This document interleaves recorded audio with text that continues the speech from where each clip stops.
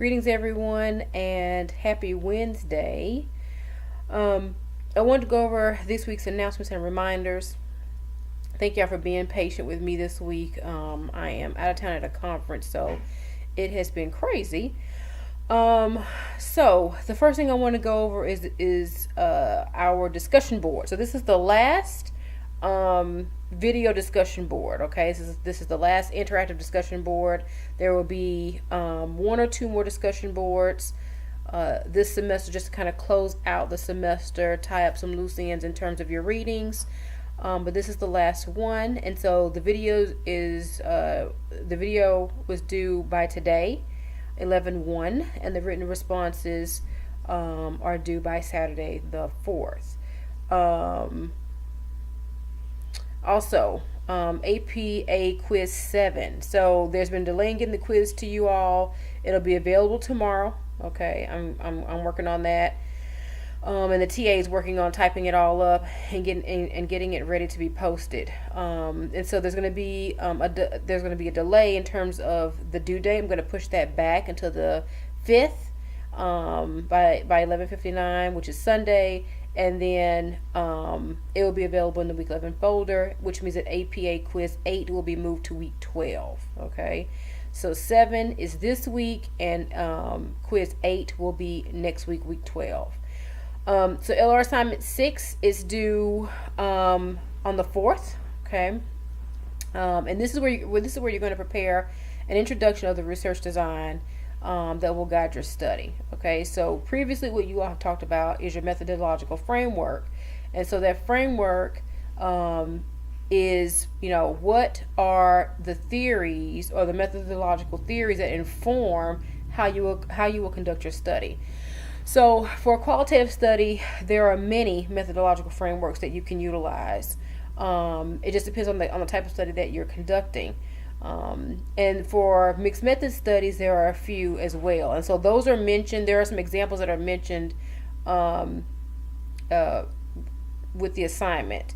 For quantitative, on the other hand, there aren't any real methodological frameworks out there. Okay, so if you're doing quantitative research, you're doing a type of quantitative analysis.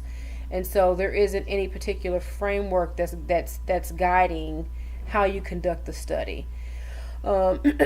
So there's only a type of philosophy and I know that in previous weeks you all have looked at philosophy, positivist, post-positivist, so on and so forth.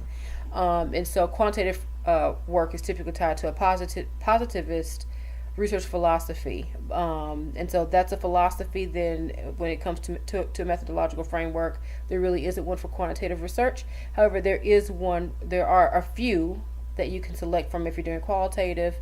Spradley is one, Lincoln and Guba is another. So there are a plethora that you can choose from. And then I've mentioned Onwebuzzi. I mentioned Leach's 2006 framework for mixed methods research, and so you can take a look at that as well. Any questions about that, just let me know. I know that was due last week, but as I provide feedback and as I'm delayed in providing feedback, you all can always contact me and ask me about any questions about that, and some students have. And so this week is going to be with regards to your your research design itself. Okay, and so this is where you're going to talk about whether or not you're going to do a qual, whether or not you're going to do a mixed methods study, and then the type of study that you're going to do.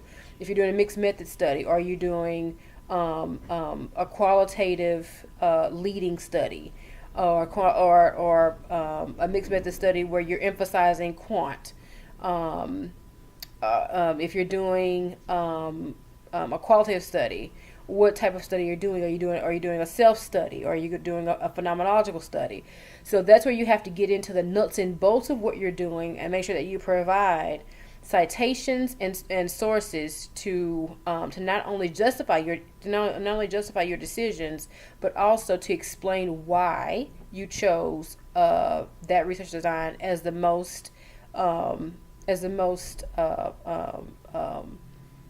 as the best design for the type of research that you're wanting to do. Okay, and typically that's tied back to your research question. The type of question that you're doing will then determine the type of research design that you will utilize. Okay, and so with the professionalism assignment, that's an introduction. So that's so with the professionalism assignment, that's professionalism and introduction assignment, and so that is available in the week 11 folder.